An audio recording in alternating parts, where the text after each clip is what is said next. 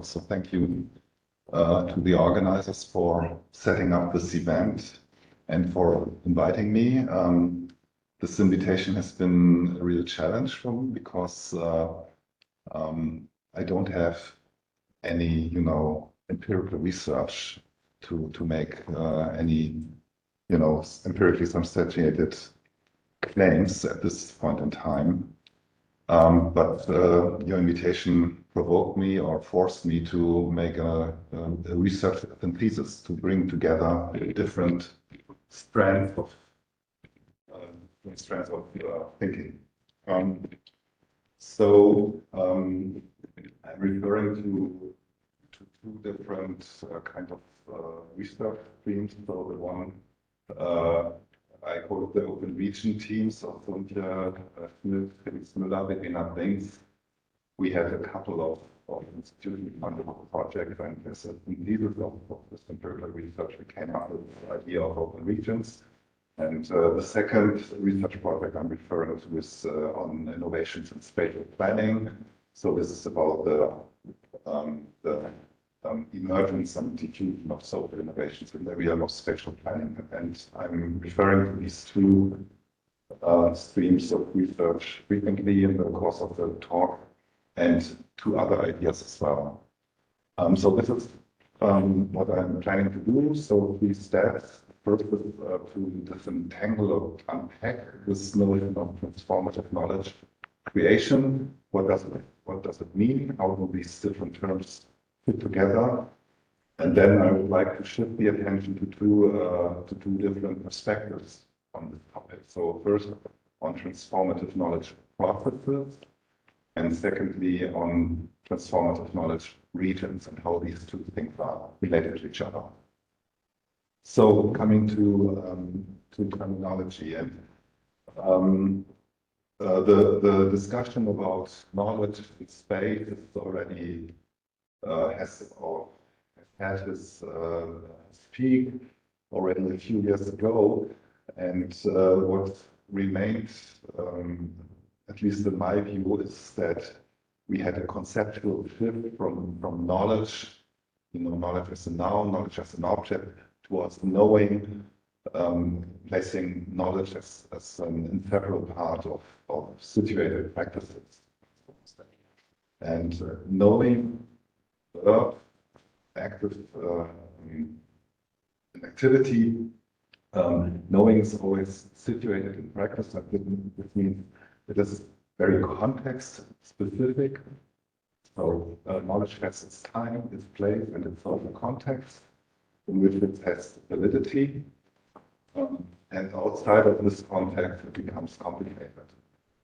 Knowledge is also reificated. It means it can be inscribed into objects.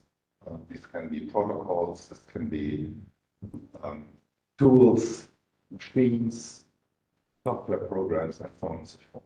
Some of these objects are mobile, others are immobile. This is important for the geography. These practices are locally embedded. So what we are doing here, for instance, is practicing a scientific workshop. It's with a particular geography, the arrangement of furniture, the stage, the technical devices, and so on. So the local embeddedness is very important. And this all means that if you want to move knowledge in space, you have to translate it. So it is not there, it cannot be moved like a parcel. Knowing needs to be adapted to other practical contexts, and this means always translation. Therefore, it's very difficult to transfer knowledge in space.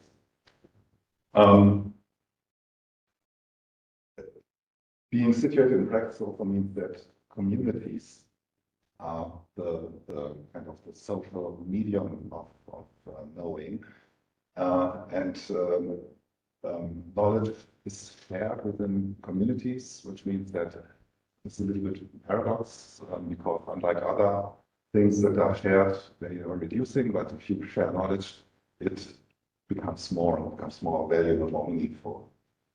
And knowledge is also very, very strongly kept in stories, practical stories, war stories. Storytelling is the kind of medium how knowing is stored and updated and passed on from one generation to the other.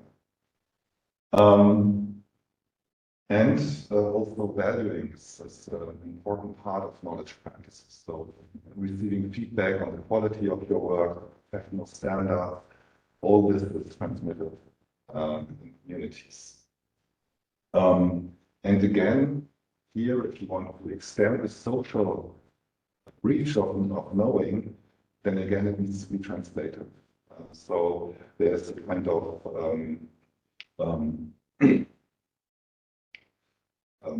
the enrollment of additional members for a community means that you have to translate the knowledge so that it makes sense for more people than before.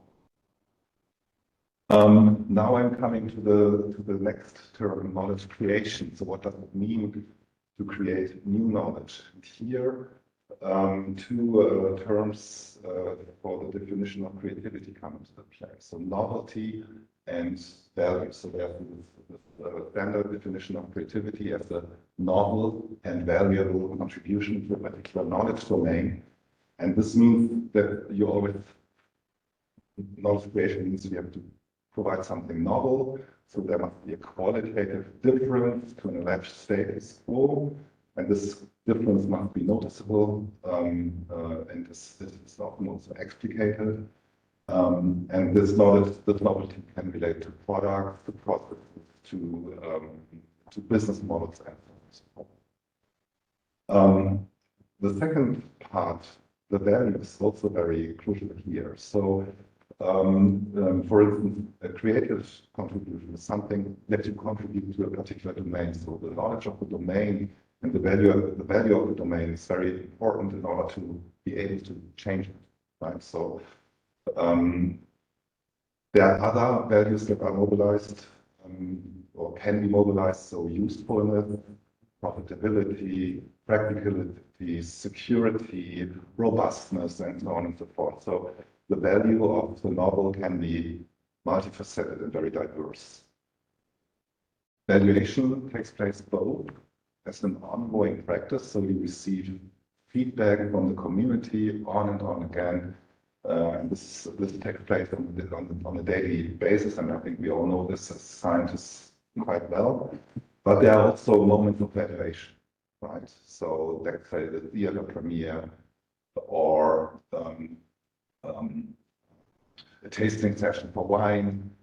So moments of valuation, and everybody knows, okay, now it counts. Or if you have a pitch for a business model, you know, do you get the venture capital or not? This is the moment of valuation where it's very explicit that ideas are now tested and challenged and eventually, hopefully, also validated. Positive and negative feedback both have their function in valuation. So positive feedback usually means that you are endorsed and confirmed. Negative feedback can mean that you might drop an idea, but can also challenge you to improve that idea. So positive and negative feedback both has an important function in valuing novel knowledge.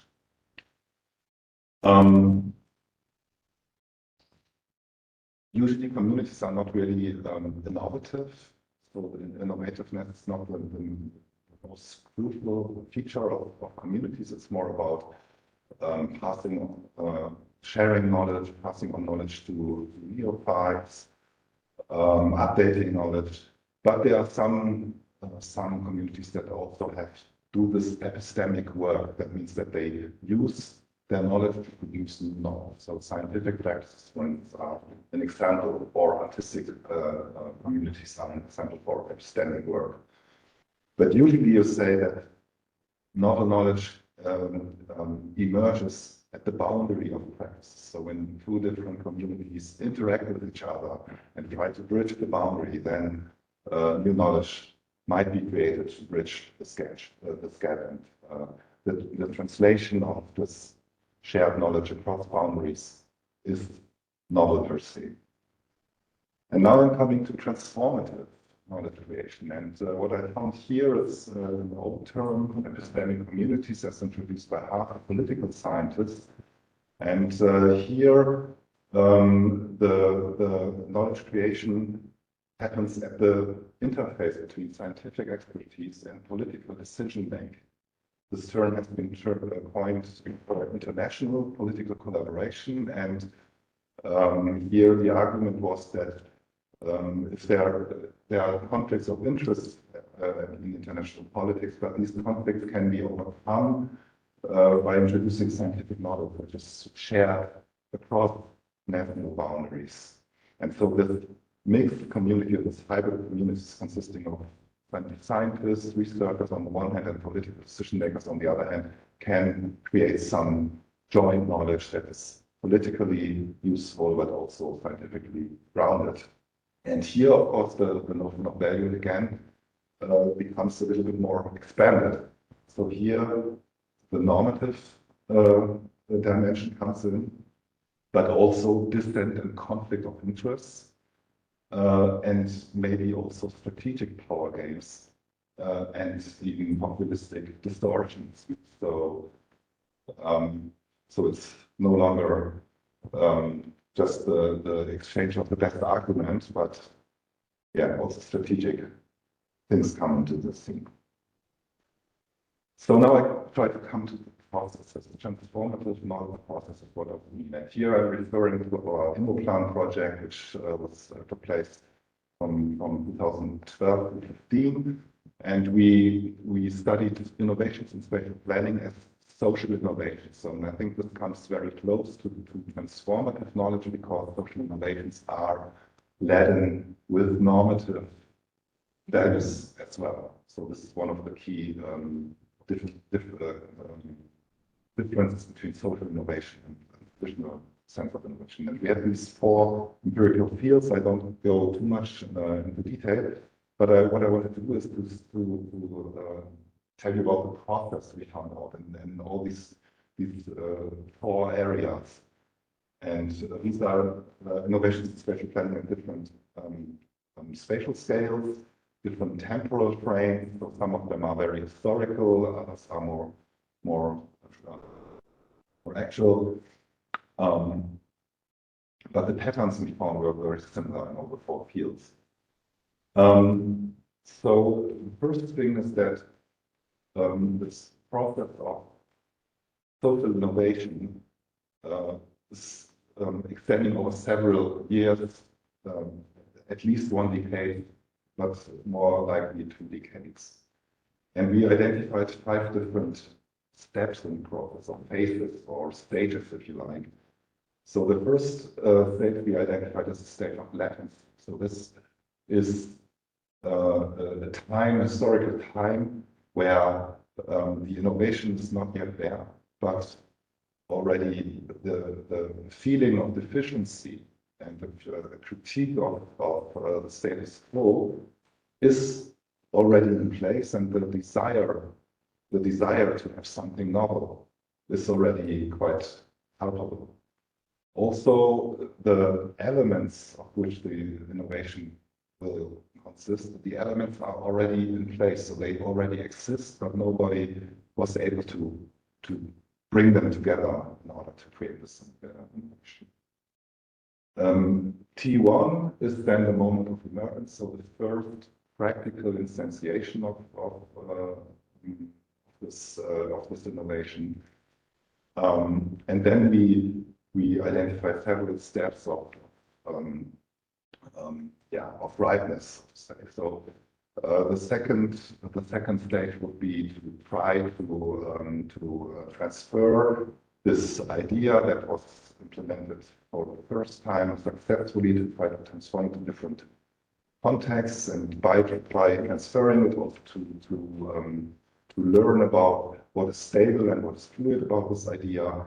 Then T3 is also already the consolidation of the idea, so to make it more efficient, to make it more effective, to transfer it to contexts where it does not really fit. And T4 means adjusting, so you already learn about the side effects of this idea, also the downsides, and then to try to improve it and to adjust it to fatigue that is already coming up. So these are the 5 stages we identified in the InnoPlan project. There are other stage models, other phase models, but by and large, we can identify similar steps as here. And now when it comes to the actors of this social innovation, we did look at single actors, and the institutional roles, but also to networks and to communities of practice. And the pattern we identified is something like that. So in this phase of latency, we found that the community of professional planners is starting to interact with another community related to planning, but not planners itself. And there's critique and challenge and irritation coming from this adjacent community. But still, these communities coexist more or less side by side.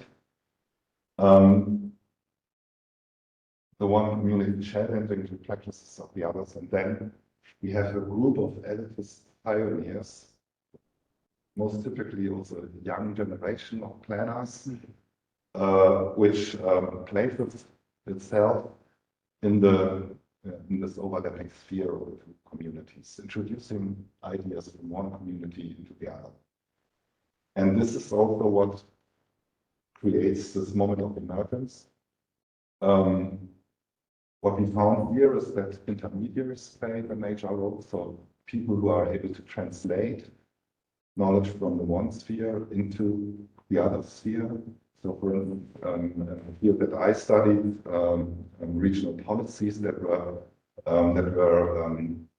regional economists who critiqued the traditional approach of regional planning and regional development to lack innovativeness. So we need an innovation-oriented approach in regional development, and these ideas were transferred via intermediaries to this elitist group of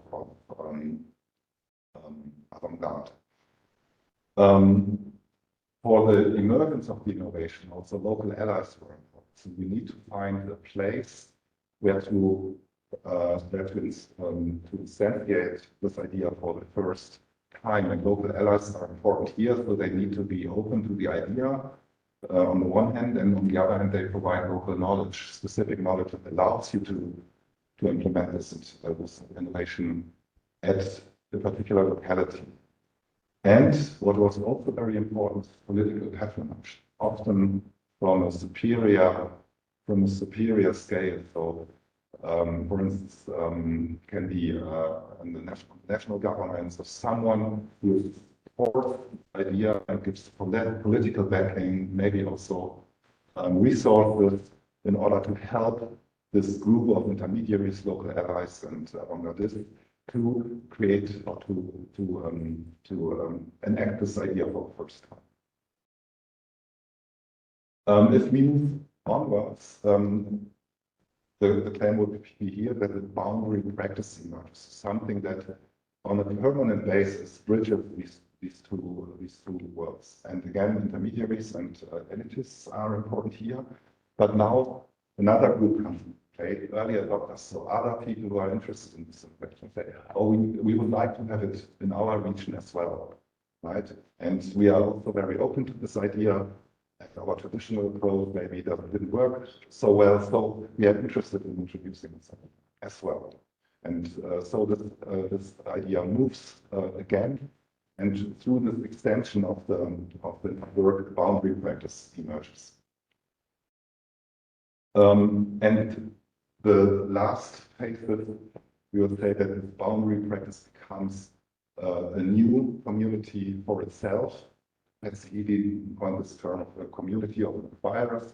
So they are this community forms around this novel practice, and now also late adopters join in. So people who are more remote from the scene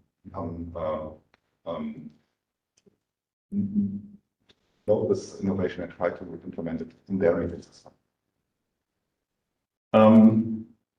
Of course, this process comes with conflict, or not of course, but this is maybe also one of our findings. It comes with conflict because what we see here is a movement of institutionalization and also an anti-institutional movement that then turns into institutionalization. So our idea of institutions here, maybe to make it very short, a broad understanding according to Barth and Dürr, stabilization of industrial expectations. So habits of thought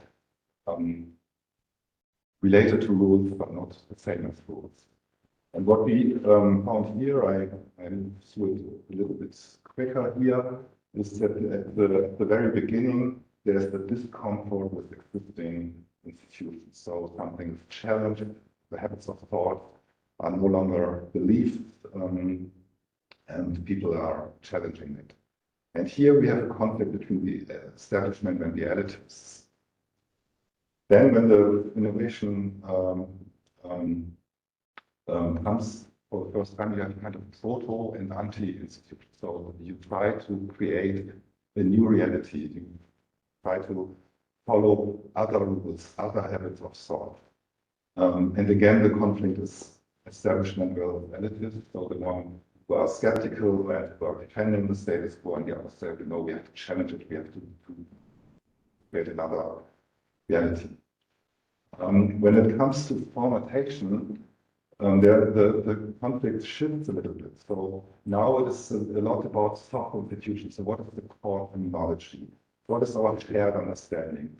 Who is going to move on with this innovation? What we see here very often is conflict between some elitist pioneers, so the kind of those who are really the idealists, who have a very idealistic idea, and more the pragmatists to say, okay, we need to scale up, we need to, you know. So this group can become divided, and we also observe that it might be useful for the idea that the initiators of the first hour drop out because they can hinder the diffusion of the innovation.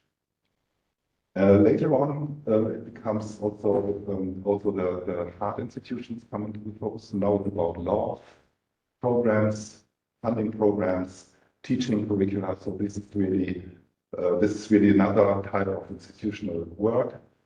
And here again, idealistic versus pragmatic pioneers have a conflict, but also again pioneers versus establishment. So the last resistance by the establishment, if you like. And then the last phase might also already be the case that new pioneers challenge the now older idea. Okay, now spatial mobility. How do these innovations move through space? And we differentiate between a topological dimension, so the movement from place to place on the one hand, and this goes hand in hand with local adaptation and translation. So I introduced that already in the beginning. And on the other hand, the scalar and the scalar dimension. So all these innovations took place in nested territorial hierarchies and multi-level governance situations. And this question of moving upwards and downwards and scalar hierarchies. And in the topological dimension, we observe this place of origin, so where we have particular conditions must be in place for weakened establishment, rich inquiry of the problem must be possible there. The presence of local allies, and within the sphere of influence also of a pattern. So all these conditions are are not natural, and this is also the explanation why even though the time is ripe for an innovation, it only emerges at some particular places because there are so many conditions that need to be fulfilled in order to for the innovation to emerge for the first time. And what we usually observe then is the movement from places that are similar to this place of origin. So places of early adoption, similar problems, maybe less favorable conditions, but still very similar, so that the translation work is not so difficult. And what is happening in later stages then is that places of late adoption might also be quite dissimilar to the place of origin already. And so there's more translation work to be done, less favorable conditions, so that diffusion becomes more difficult. And also the idea needs to be more robust and more consolidated in order to move to such a system. And then it goes on, and you might have, it also fails. It does not diffuse everywhere, but it might continue to diffuse to other places of great adoption. If you look at the territorial dimension, you can distinguish between the local, the national, and the supranational. You could also insert other levels as well, but let's keep it simple. And so this black cross is the place of origin, the first instantiation. And what happens frequently is that these experiments at the local level are also observed by the national or supranational level, and sometimes also appreciated. And so it can happen that there's a program on the national level that supports this kind of experiments, and due to this program, other places become eligible or have the possibility to learn from the place of origin and to transfer it to themselves as well. And later on, of course, also the supranational levels can step in, for instance, the European Union, making an international program, and this process of upscaling and downscaling can also lead to other steps of diffusion. And what is interesting here is that due to upscaling, it's possible also to skip territorial boundaries. For instance, to transfer an idea that was created, let's say, in the Netherlands, to transfer it to Hungary, for instance, in the European framework. Okay. So, and now I come to transformative knowledge regions. I hope I'm still in time. So, very briefly, my understanding of region. So, region, of course, is in the very first place, it's a political action space. It's a territory, it is nested in multi-level scalarity. Usually, it is between the local and the national level. In Germany, also between the Länder level and the local level. And you can also cross boundaries, of course. And along with the college and Zuckerberg, I would say it is an opportunity space for agents.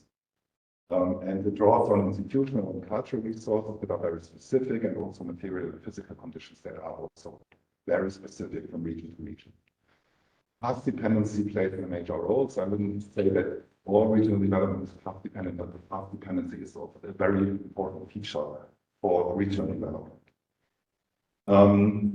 And when it comes to transformation, of course, transformation might or might not be a regional mission. So there are regions that don't want to transform, right? If you look at Saxony, although they might be resistant. So transformation is nothing natural for every region, but it's something that must be on the political agenda. And transformation is very specific depending on the institutional, cultural, and material conditions of the region. It can mean very different concrete actions. So bicycles, for instance, might be helpful in an urban environment, but not in a rural one, and so on and so forth. So the regional affordances and constraints make transformation something very specific, and there's not one idea that fits everyone. So coming back to this idea of knowledge being situated in practice, what we realize is that this local situation and the local embeddedness of practices needs places like this, and that similar practices need and create similar bases.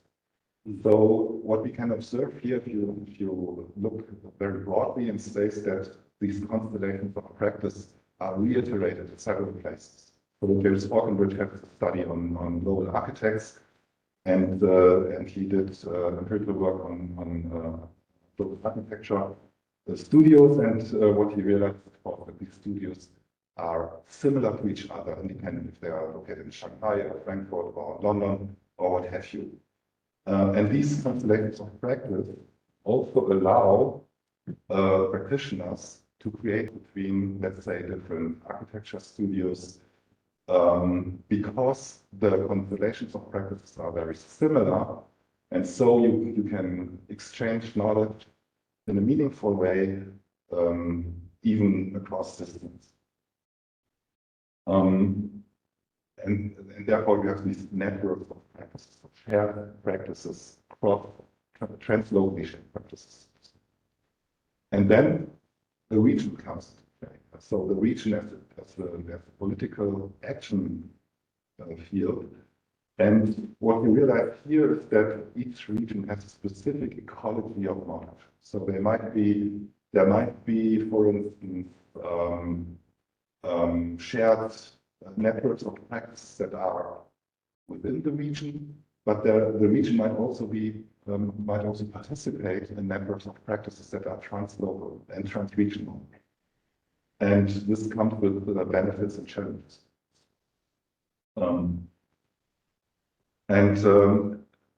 Yeah, so this is a very theoretical idea of the region as a equality of knowledge. And now coming back to this procedural understanding of knowledge creation. So if we accept that the process of innovation has multiple stages and that each stage is particular, what I'm adding here is that the stages might also be mobile, so that different learning processes, different parts of the learning process might take place at different locations. So the place of origin of an innovation, for instance, is not necessarily the place where the formatting or the consolidation of the innovation takes place. Maybe other places are more beneficial for these later stages. So the mobility of the process is inherent and is plausible, I would say. And also sometimes multi-locality does also play a role. So we have different data doctors, for instance, in different regions. And if you combine these two ideas about knowledge processing on the one hand and knowledge regions on the other, you realize that regions are positioned to innovation processes. So there might be some innovation processes that are originated in that region, but moved out and are implemented elsewhere. There might be also other innovations that are important. So the region might be the receiving end of innovations that have been initiated elsewhere. So not everything that can be implemented for transformation, for instance, needs to be invented in the region. Other ideas might also apply. Regions might also be only marginally involved in multi-local constellations. So the innovation process takes place somewhere else, but some actors are involved superficially. And the region might also be only a transit station. So some steps of the learning process might take place in this region, but the initiation was somewhere else. And also the implementation, the usage, the widely shared usage might also be somewhere else. So all these constellations are possible, and different innovation processes might cross the regional boundaries in different ways. This is the main idea. And if you accept this as the main idea, then if you think about regions now as political agents with a known agency, but bounded to the territory, the idea or our suggestion would be that it is not possible to control the whole process. It's not useful to have this ambition to control the whole process, but to create and exploit opportunities for innovation, right? This can be done within the region, but not controlling the whole process. And the other thing is that if you take seriously this idea of mobility and multi-locality, that of course the regional expertise is not, in most of the cases, not sufficient to have really meaningful advances in this innovation process. So you need to mobilize expertise from somewhere else. So the region needs to be open in order to be able to learn. But what you can do, of course, is try to anchor innovations, try to foster these places where the knowledge practices touch down on the ground. So these places can be developed or fostered. For instance, you can create experimentation labs, or you can, we will see something similar this evening, experimentation labs. So this can be one approach to anchor innovations in a region and to participate in the value creation process related to innovation. Also, regional problems are here of major relevance. So if you have a problem in a region that is of a general relevance, societal relevance, then this is an asset, right? So if you are able as a region to deal with that problem, then automatically you will have created knowledge that is relevant for other regions as well. And so this is the potential, and if you anchor this in your region, you will participate in later stages of value creation. But also exploit opportunities, so take advantage of being a latecomer. So it's not necessary to reinvent every wheel every time. So if there's a practical solution, why not just support it and use it? So you save a lot of learning costs, you save a lot of, you can rely on a proven solution. You might also look for innovations that have failed somewhere else, but have already passed some learning steps, and you can say, okay, try it again in our regions, maybe we can get one step forward. Okay, so I conclude a few messages. So I think transformative knowledge creation means that novel knowledge, it means novelty, but in addition to that, it needs also to be valued to contribute to normative and political aims. And this is, of course, highly conditional. The second message is, for regions, transformation is always specific. So every region has its own transformation process. There are endogenous affordances and constraints that interact with exogenous external societal drivers. And there will be no one size fits all here.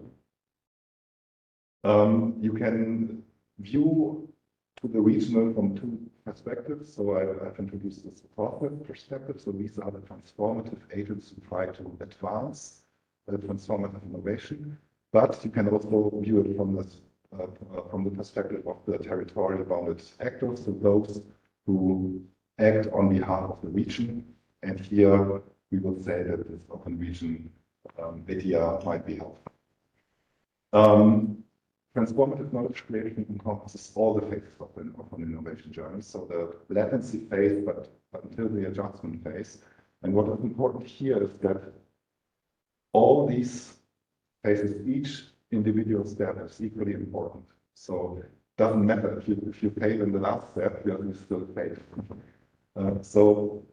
I think in science we have, or in the scientific discourse, we have a kind of preference for this ideation moment. Where does the novelty come from? And everybody's very excited about this novelty aspect, and then later on, okay, this is boring, scaling up, not so important. But if you think in terms of transformation, the implementation is much more important than the ideation, because you will have an abundance of novel ideas, and only very few of them will eventually make it.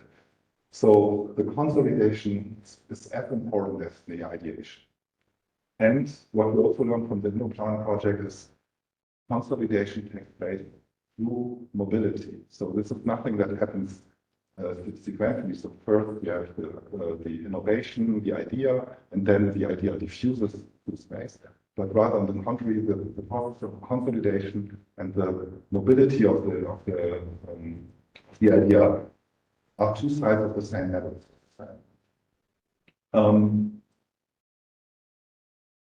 Yeah, regions do provide important knowledge ecologies for transformation, but they cannot encompass the whole process. They are transit points, starting points, and receiving ends, and they propel innovation processes in different ways, and at the same time they are transformed by innovation touching on the region. Okay, so I stop here, and yeah, hope for a live debate. Thank you very much.